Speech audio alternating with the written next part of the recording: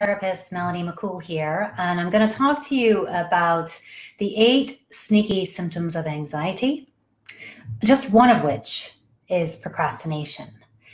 And I'm going to give you some real self-care tips, techniques that you can apply beginning today so that you can stay productive, you can stay with clarity and focus and get more work done in less time. Okay, so first of all, people are very familiar usually with the common symptoms of anxiety. That would be things like, feeling stressed or feeling worried all the time. You may even have heart palpitations or having a sense of being in fear. Right, so those are common symptoms of anxiety. But what are less commonly understood or known, or these are the kinds of things that might creep up on you, and maybe this isn't something that you're used to, are things like the need to be perfect and to control every situation. So if you find that you're becoming more of a perfectionist, like you can't let something out of your hands, or you aren't finishing a project or getting something done because it's got to be perfect, that could be a symptom of anxiety. And feeling stressed, overwhelmed, frantic even, and always busy, that is another very sneaky symptom of anxiety, and one that can become addictive, right? So being addicted to the hormones of stress. And then there's procrastination. Procrastination that gets you when you know you've got the time, you've got the resources, you have the energy, you have the training, you've got all the training you ever needed, the education, and yet you're still not moving forward on a project. That could very well be a symptom of anxiety. Or if you've got piles of unfinished projects, maybe you have things that you have started with gusto, with enthusiasm, you were excited about, and then you just left them undone. Consider that. Of course, being snappy or irritable, if you find that you are, not being that peaceful, kind, loving person that you are, this could very well be because this anxiety is literally filling you to the top, right? Or if you've got hyper-vigilance, you are literally like looking for the negative in everything. That also is very common. Not only looking for the negative in everything, but looking at the what ifs. The what if scenarios will take you down all day. And poor quality sleep.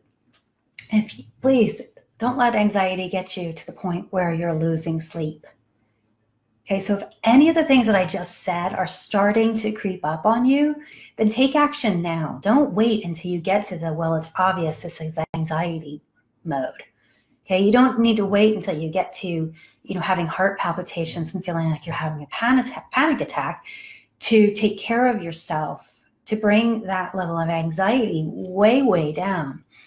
And the poor quality sleep, I'll just give you the warning that is the worst of the worst, because your body requires good sleep. It is the repair and renew period of the day. And without good sleep, you're going to find that everything that's going on around you in your life is going to be harder to handle. So don't let it get to that point. So I'm going to give you some tips now. And what I'm going to tell you, these probably aren't new to you. I can't imagine that I'm going to come up with anything under the sun that is new or different. But what I will tell you is that your mind does what you tell it to do. And so as I go through this list, if your mind comes up with excuses, reasons, anything that sounds even remotely like an excuse or I can't, then I want you to make particular note of that one. And I want you to write the words, yes, I can. And you can put that on your refrigerator. You can put it anywhere that you need to, because the things I'm going to give you right now are really, they're to eliminate procrastination, because that's only going to cause more, guilt and shame if you're not getting stuff done, or if you're, in a point where you're feeling so stuck that you can't, keep your family afloat, that's going to be a pretty, horrid situation. But the truth is, if you are going down this road and you aren't applying all the things that I'm telling you right now, then the most important thing is, yes, I can. Yes, I can incorporate all of these self-care things so that I can be well. Because it's not just about procrastination, but it's also about being well. Everything that I'm going to cover right now is really about mind, body, and spirit being well. All the things that I'm going to tell you right now, they're going to help you to stay productive in your work, are also going to help you to remain well in your body, to improve immune function, to help you to be the strongest person that you can be in these times. And that's probably the most important thing, my friend, is that we remain strong, that we remain within our power. And so if that I can't starts to pop up in your head, I'm going to ask you to combat it and say, yes, I can. I can do that. I can do anything. All right, so to start, we're going to talk about self-care. It's as simple as doing things like getting quality sleep and getting to sleep early. I start with sleep because sleep is the foundation of all of it. Without it, we essentially get so anxious that our entire body can shut down and start doing really weird, horrible things like autoimmune conditions, okay? So sleep. First of all, sleep early, deeply, and rise with the sun. Yeah, I said that. Now, why do people work late? Well, it's because they're acting from fear and worry and lack, right? So when you tell yourself that you can get to sleep early, then you're letting your mind and your body know that all is well. And so get to sleep early and rise with the sun. Rising with the sun is going to do amazing things for your biorhythms. Your entire system will recalibrate, right? And put you on a completely different path from here on out. So sleep early, rise with the sun, and get some movement in. And I just say movement because we're all of different abilities. But I think of this as leverage. When you go outside and move your body at the same time, you're leveraging two activities you should be doing, right?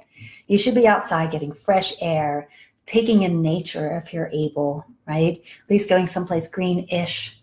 Heck, if you're in a city and you're looking at the trees on the sidewalk, just suck it in, take it in, okay? And so taking that time, this is leveraging. So get out in the sun in the morning, move your body as vigorously as you can. Work up a sweat if you can. Or work up to being able to work up a sweat if you can, even better. And then, and if you want to leverage it a third, put something in your ears that is for mindset reset. And again, we're all going to be different here. Some people might prefer to listen to uplifting music or an audio book that is helping them to keep their mind in a positive frame of mind, or educating them, or keeping them excited or enthusiastic about what they do. That works fine. I often listen to some type of hypnosis, a walking meditation that is actually like self-hypnosis, or I'll put in a podcast that I know is from somebody who has always fed my mind, right? So I am leveraging now out in the sun in the morning, exercising and feeding my mind with positivity. What this does is it helps your mind to stay on board, to stay in support of you all day. Okay, so listening to something that's positive and uplifting. And I'm just going to put this in right there. I haven't ever mentioned any checking of news or social media. Have I said that at all? No, I haven't. Because truthfully, that can be one of the worst things for your mind. Let it go.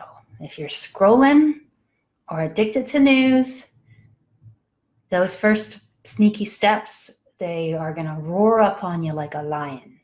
So get off the scroll, get off the news. You need to know what's most important and then get on with life.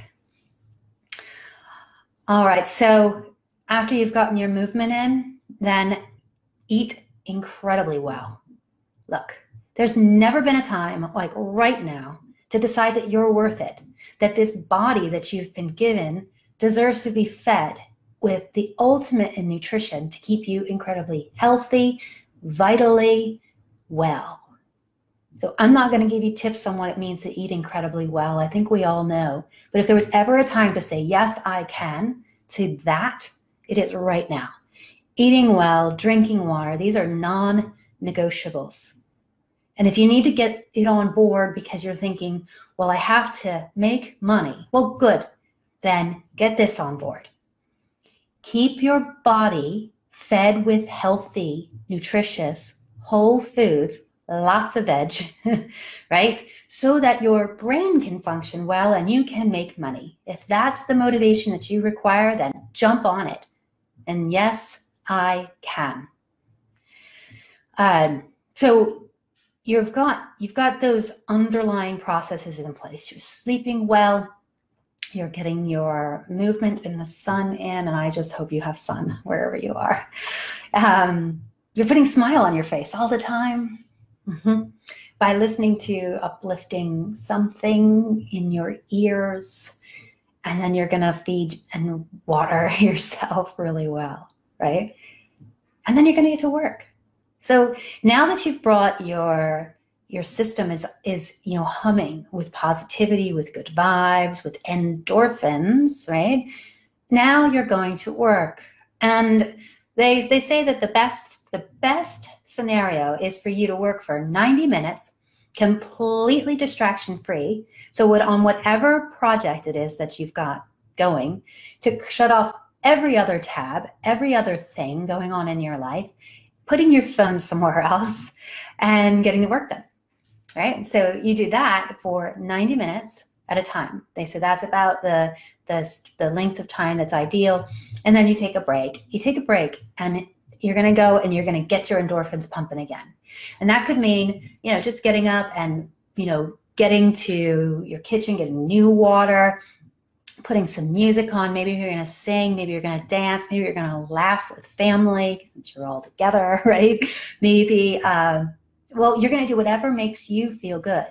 But it's not moving from that work to another tab to fill yourself with anxiety-provoking information, all right? To be clear. So all other tabs are closed. You're working productively. You're getting up in between, and you're getting your endorphins going again. See, your mind controls the body, and you control the mind. I already told you that yes, I can to doing all these things is the most important thing that you're going to be doing, is telling your mind what it is that you require of yourself, what you deserve, what you're excited to do, and that is to do the work at hand, right? But then you're getting those endorphins going all day long so that your mind stays on board with you, so that your mind knows that you're safe.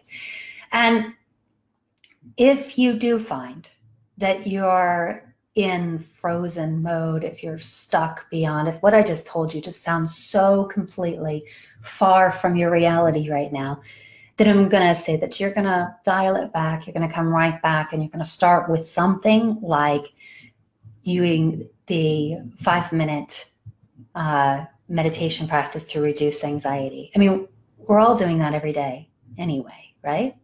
Taking that 5 minutes to literally bring your body and mind and breath together to re-circuit, to rewire the circuits in this body, in this system. And you may want to do that a few times in the day as well.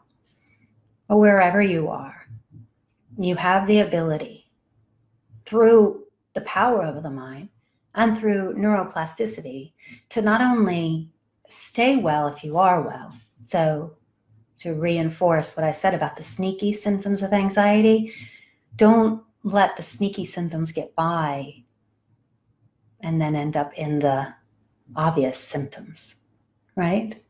So bringing your system back to a place of peace and calm, and keeping your hormones of stress low with all the practices I just gave you, and And then also just maintaining that peace. It's going to keep you from slipping over the edge. And once you get back past over the edge, it's just harder to pull it back, my friend. It doesn't mean you can't. Because we have neuroplasticity, anybody and everybody can heal from any level of anxiety. And I know you can as well, wherever you are.